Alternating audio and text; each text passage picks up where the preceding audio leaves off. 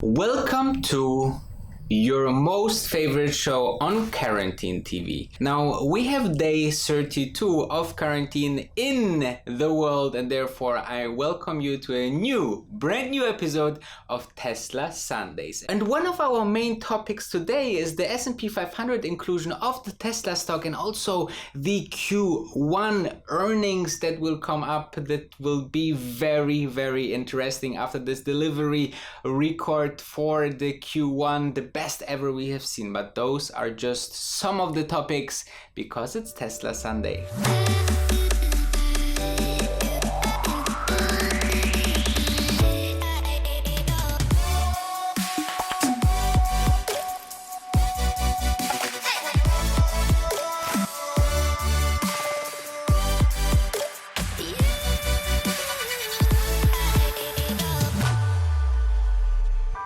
First of all, I would appreciate if you subscribe my channel and also give me a huge like for the YouTube algorithm to spread the message of this channel. And let's dive into the topics of today's episode of Tesla Sundays, which are obviously Jim Chanos is back on CNBC. Tesla stock, we will look how the performance was this week. We will look into the delivery numbers, and we will talk also about the Q1 earnings as well as the S&P 500 inclusion. We will talk about the Tesla layoffs. We are talking about the car specialist. Sandy Munro gives his first feedback on the Model Y, which will be super interesting. Moreover, we will talk about the Tesla subsidy in China, and we will talk about what's next, what's now about the next couple of weeks for Tesla. Let's roll. So if you are thinking about enemies of Tesla, you have three big enemies. Now, first of all, obviously the oil industry. Second, the ICE vehicles production companies, and short sellers. And one of the biggest short seller of Tesla and the most verbal is Jim Chanos. And currently he just delivered a CNBC interview where he said, he's still maximum on short on Tesla. Have a look. The other is when a stock goes parabolic, like Tesla did over the winter. Are you still short that? And how did that impact your thinking on your positioning? So Tesla, and we told clients in January, February, that the 3-month period, sort of November, December, January, was one of the craziest periods I've ever seen in my 40 years on Wall Street. And if you remember, and I know Josh saw some of this stuff, and maybe some of your other panelists, retail for some reason came pouring into the market in individual names and individual stories in a way we haven't seen really since sort of January, February of 2000 at the end of the dot-com boom. And we saw the parabolas. We saw the Teslas, the Virgin Galactics, and others. And we saw it in the data of retail trading at E-Trade and options and Robinhood and so on and so forth. And I had not seen, that was the one thing that had been missing in this bull market in the 10 years, was just manic speculation by individuals. Well, sure enough, by January, February, we had it. And, we saw these stocks go parabolic. And if you're parabolic and you're short, obviously your position's getting much bigger. So in situations like that, if we like the name, like we like Tesla, we will have to cover some if it goes through our risk parameters, but then we will sell it even back down if we want to keep a maximum position. Again, one of the challenges of the short side is that you get bigger when it goes against you, and you get smaller when it goes your way. We are still basically maximum short Tesla. It's still one of my favorite positions. Nothing's changed in my viewpoint here. This is a car company. It will lose money again this year. So now this is obviously very unsurprisingly, in this market environment, he, as mostly short positions holding person, is very much benefiting of the whole downturn of the market, and therefore he is currently on CNBC. I don't saw him on CNBC or any other news platform when Tesla was at $968, and this is for a good reason. And therefore, it's funny to see that, the people come up when it's not so good about Tesla stock, and they don't come on TV when the Tesla stock is moonshotting. And definitely this was not the first attempt to the 1,000 marks. I think Tesla stock will go up on more than 1,000 in the next couple of years. So this is Tesla stock this week. Apparently we started with around $506. Then, the first day was plus minus zero. The next day shooted up, and then it was a downturn, and we lost about, until Thursday, 10% of Tesla share value. Now then came a big spike, and this was because pre-market the stock even went up 10-15% on the good delivery numbers, and then with the overall market situation we lost about 5% from the highs from this day, and all in all we closed about 5% negative on the week, though we had this great news about the delivery numbers, which was totally unexpected, and those we will discuss later on. But you see that the stock is currently in an up and down turn. 500 or 480 as of this minute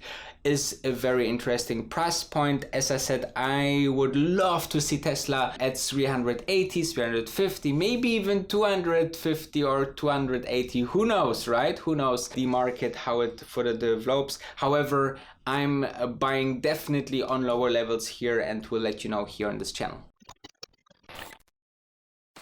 And Tesla obviously totally crushed the expectations of the delivery in Q1. We delivered 88,400 Tesla cars, and this was a good mixture about S and X and Model 3 and Model Y, though I don't like so much that they didn't specify which model was delivered how many times and produced how many times. This would be super interesting for the Model Y. Now this gives us a huge playground for estimations on the Q1 numbers, and this is what we dive into now. Okay, so if you're looking into the S&P 500 inclusion, which is one of the highlights that can happen for the Tesla stock, and we are looking into the Q1 numbers, there is two things to consider. Now, first, to get into the S&P 500, you need to have 4 quarters after each other in the profit. So the whole, but not all 4 need to be profitable, but the whole number considered of this 4 quarters need to be profit, and then you can be included in the S&P 500, which is great new opportunity for the stock, because more trackers, more indexes need to buy up Tesla stock, and this would give us a little bit more demand for the stock. Now, however, we also now considering, hey, can Tesla make a profit due to the whole crisis going on? And let's have a look here in the last 4 quarters. So Q2 of 2019 was minus 408 million, then September 30 was plus 143 million, and then we had Q4 with 105 million, and Q1 2020 need to be at least $160 million profit, so that all of them will be combined a profit, and then to be able to advance to the S&P 500. Now this is a big question, and I hope that Tesla can do it, because in the Q1 of 2019 we delivered just of about 66 cars, and now we have much more cars. We have the solar and the energy business much more advanced, so we hope that Tesla can do it. And if they can do it, then maybe this is the hint that Elon Musk gave us that something big is coming up in June. Now the news are telling us that Tesla, more and more people are getting laid off. Now this is obviously during the huge situation of the crisis going on, and companies look into methods to reduce costs, because if they cannot build, then they cannot hold the staff and the overhead, because this would be fatal for a company. And therefore just now we get more and more news, especially in Fremont and the Gigafactory as well. We see that more and more people getting laid off. Now there was the breaking news that Tesla laying off thousands of workers. That was contractual workers. This means that, you know, they contract a company, a working labor company that provide thousands of people, and, you know, with the benefit that they can lay them off or add additional as they like, so with less and less benefits paid. However, you know, we should consider that this kind of measures are currently serious, because we don't know, first, when it will be reopened, second, how long we need to come to the 100% of production capacity, and this will be a big issue for all producing manufacturing industries out there, and Tesla will be no exclusion.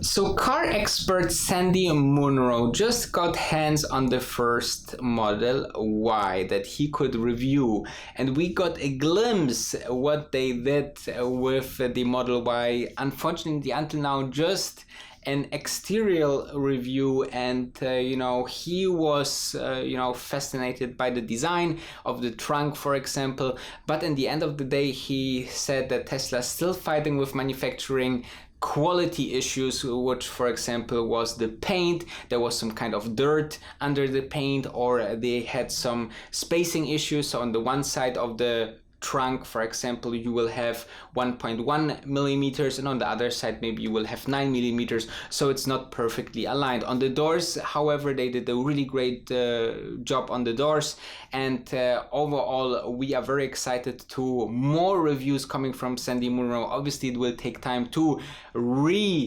and disassemble the Model Y and then make a full review, but when it comes, make sure to know about here first.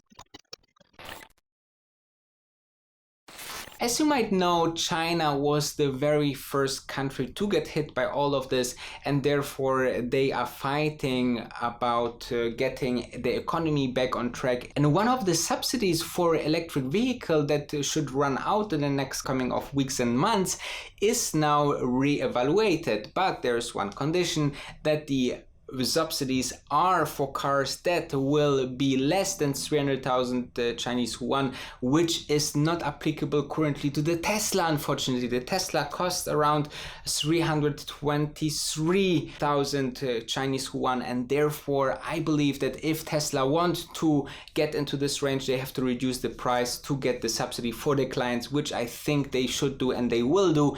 And also you see in the wording of this message in China is also a help or support to companies like NIO. And last but not least, let's talk about what's next for Tesla. And next for Tesla in April is obviously on this 22nd of April is the earnings call and the earnings release. And also we will know maybe news about this month of Battery Day, which was promised for this month. Let's see how it goes. However, I hope you liked it. Leave a like and stay electrified.